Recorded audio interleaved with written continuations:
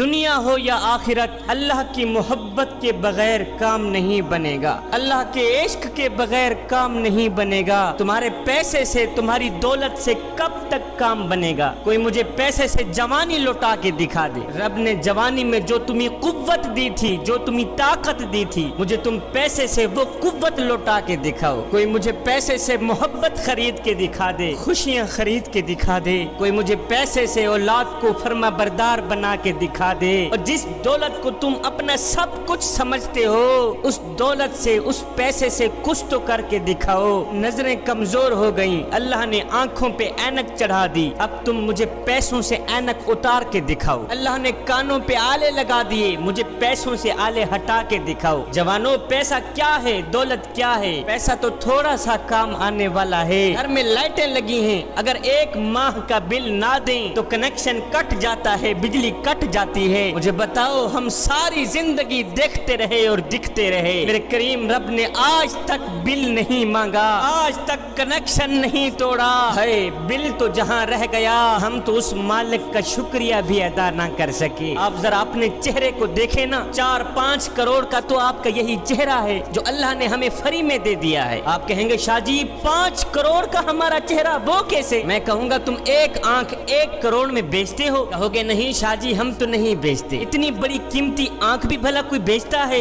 تمہاری ایک آنکھ 1 کروڑ سے بھی زیادہ مہنگی ہو گئی۔ اگر میں تمہیں کہوں ناک کاٹ کے دے دو، میں تمہیں 2 کروڑ دیتا ہوں، تم کہو گے اوہو شاہ جی اتنی بڑی قیمتی ناک 2 کروڑ میں دے دیں؟ ہم تو ہرگز نہیں دے سکتے، ہماری قیمتی ناک کی قیمت صرف 2 کروڑ ہے۔ اب یہ چھوٹی چھوٹی چیزیں ہیں جو اللہ نے ہمیں مفت میں دے دی ہیں، جس کے پیسے نہیں مانگے، جس کی قیمت نہیں مانگی۔ کروڑوں سے زیادہ قیمتی آنکھ، کروڑوں سے زیادہ قیمتی ناک، کروڑوں سے زیادہ قیمتی کان اللہ نے ہمیں فری میں دے دیے۔ یہ اتنے سے چہرے پہ 8-10 کروڑ کی چیزیں لگی ہوئی ہیں۔ آپ ذرا غور کریں کہ ان 2 پلکوں میں سے ایک پلک ختم اور ایک باقی رہ جائے تو میں لاکھوں روپے خرچ کر دوں گا کہ کسی طرح اس پلک کے اوپر بال آ جائیں جو مجھے مفت میں ملے ہوئے ہیں۔ میں کروڑوں روپے دینے کو تیار ہوں جو اللہ پاک نے مجھے مفت میں عطا کیے ہیں۔ میرا اللہ فرماتا ہے میرے بندو تم اپنے اوپر غور تو کرو کہ ہم نے تمہیں کیا کیا دیا ہے۔ اگر میں اپنے آپ پہ غور کروں تو کروڑوں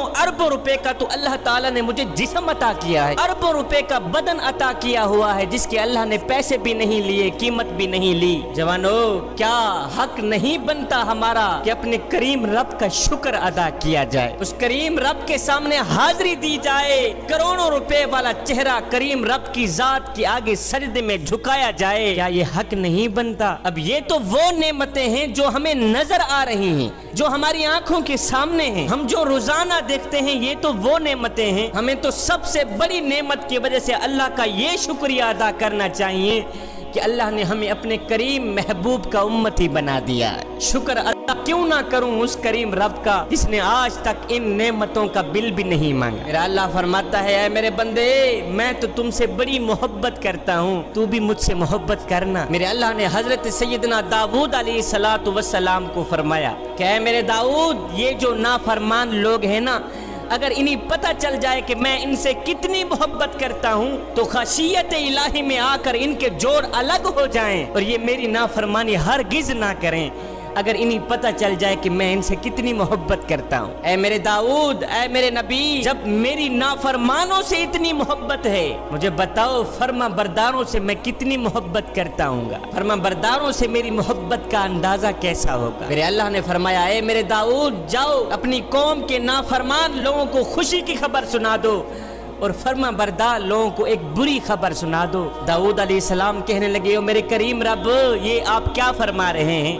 نافرمان لوگوں کو خوشی کی خبر اور فرما بردار لوگوں کو بری خبر، وہ کیسے؟ میرے اللہ نے فرمایا او میرے داؤد جاؤ، او میرے نبی جاؤ اپنے گنہگار بندوں سے کہہ دو او نافرمان لوگو تمہارا اللہ فرما رہا ہے اگر تم ایک بار توبہ کر لو تو میں تمہارے سارے کے سارے گناہ معاف کر دوں گا۔ اے نافرمان لوگو، تمہیں معاف کرنے میں، تمہارے گناہوں کو معاف کرنے میں میرے کریم رب کو کوئی پریشانی نہیں ہوگی۔ میرے اللہ نے فرمایا میرے داؤد جاؤ اپنے نافرمان لوگوں کو کہہ دو کہ تمہیں معاف کرنے میں میرا رب ذرا بھی نہیں گھبرائے گا، تم ایک بار توبہ کر لو، پلک چھپکنے سے پہلے ہی اللہ تمہیں معاف کر دے گا۔ پھر میرے اللہ نے فرمایا اے میرے نبی جاؤ نیکوں کاروں کو ڈرا دو، جاؤ نیکوکاروں کو ایک بری خبر سنا دو، جا کے کہہ دو کہ اپنی نیکیوں پہ تکبر کبھی نہ کرنا، اپنی نیکیوں پہ غرور کبھی نہ کرنا۔ اگر اپنی نیکیوں پہ تکبر کیا، اپنی نمازوں پہ، اپنے قیام پہ، اپنے رکوع اور سجود پہ تکبر کیا تو یاد رکھنا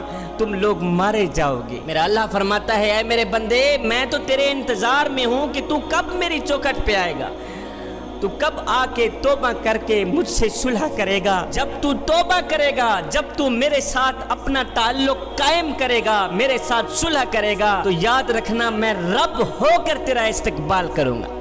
سبحان اللہ۔ جوانو، لوٹ آؤ اپنے کریم رب کی چوکھٹ پر۔ میرا اللہ فرماتا ہے اے ابن آدم، تو مجھے یاد کرتا ہے، میں تجھے یاد کرتا ہوں۔ اور سن، جب تو مجھے بھول جاتا ہے تو حق تو میرا بھی ہے کہ میں بھی تجھے بھول جاؤں، لیکن جب تو مجھے بھول جاتا ہے میں تو اس وقت بھی تجھے نہیں بھولتا، میں تو پھر بھی تیرے آنے کی انتظار میں رہتا ہوں۔ اے بندے، میری طرف آ کر تو دیکھ، آگے بڑھ کے تیرا استقبال نہ کروں مجھے رب العالمین بھی نہ کہنا۔ اے بندے، جب تو مجھ سے منہ موڑ جاتا ہے تو میں قریب آ کر تجھے کہتا ہوں کہ اے میرے بندے، تو میری طرف لوٹ آ، تو میری طرف لوٹ آ، نہیں تو تو ہلاک ہو جائے گا۔ میں نہیں چاہتا کہ میرا بندہ ہلاک ہو جائے، میں نہیں چاہتا کہ میرا بندہ جہنم میں چلا جائے، میں تو تجھ سے صلح کرنا چاہتا ہوں۔ فرمایا میرے بندے، تو نے مخلوق سے تو یاری لگائی ہے نا، ایک بار مجھ سے بھی یاری لگا کے دیکھنا۔ تو نے محبوب بھی چنے تو مخلوق میں سے چنے، کبھی مجھے بھی اپنا محبوب بنا کے دیکھنا۔ تو نے گناہوں کی لذت کو تو چکھا، کبھی میری فرما برداری کی لذت کو بھی چکھ۔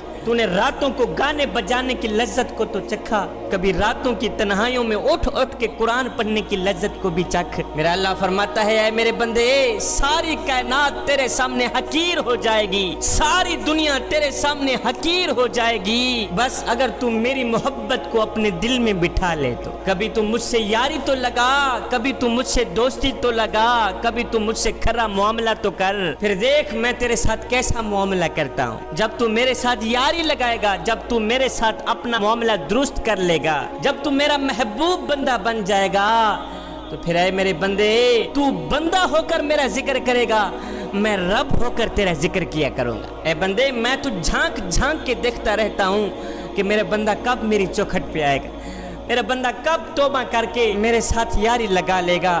اتنے بڑے کریم رب کی نافرمانی کرنا انسانیت کو شیوا نہیں دیتا، اتنے بڑے کریم رب کی نافرمانی کوئی انسانیت نہیں ہے میاں۔ سمندر کہتا ہے یا اللہ، اگر اجازت ہو تو میں تیرے نافرمان لوگوں کی طرف نکل جاؤں، جا کر انہیں غرق کر دوں۔ یہ زمین کہتی ہے یا مالک، اگر اجازت ہو تو میں پھٹ جاؤں، تیرے سارے نافرمانوں کو اپنے اندر دبوچ لوں۔ یہ سن کر میرا اللہ فرماتا ہے نہیں نہیں، میرے بندوں کو کچھ نہ کہنا۔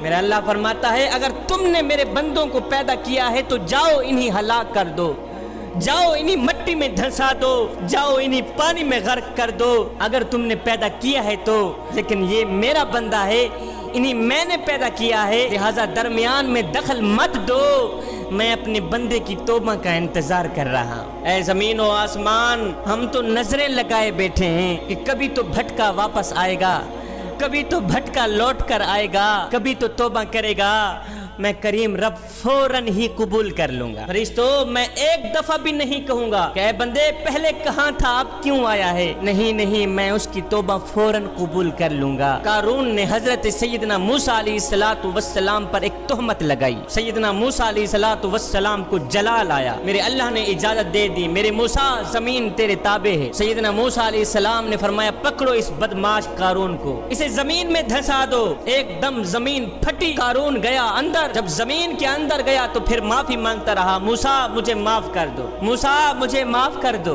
موسیٰ علیہ السلام نے فرمایا اسے اور دباؤ، وہ اور اندر چلا گیا، پھر کہا موسیٰ مجھے معاف کر دو، اے اللہ کے نبی مجھے معاف کر دو۔ موسیٰ علیہ السلام نے فرمایا اسے اور دھنساؤ، قارون اور مٹی میں چلا گیا، کہتا رہا موسیٰ مجھے معاف کر دو، موسیٰ مجھے معاف کر دو۔ معافی کی بھیک مانگتا مانگتا جب قارون سارا دھنس گیا تو پھر میرے اللہ نے فرمایا میرے موسیٰ تیرا دل کتنا سخت ہے کہ وہ معافی مانگتا رہا، تو نے معافی نہیں کیا، تجھے اس پہ ذرا بھی رحم نہ آیا۔ میرے اللہ نے فرمایا موسیٰ مجھے میری عزت اور جاہ و جلال کی قسم، اگر قارون مجھ سے معافی مانگتا تو میں فوراً معاف کر دیتا۔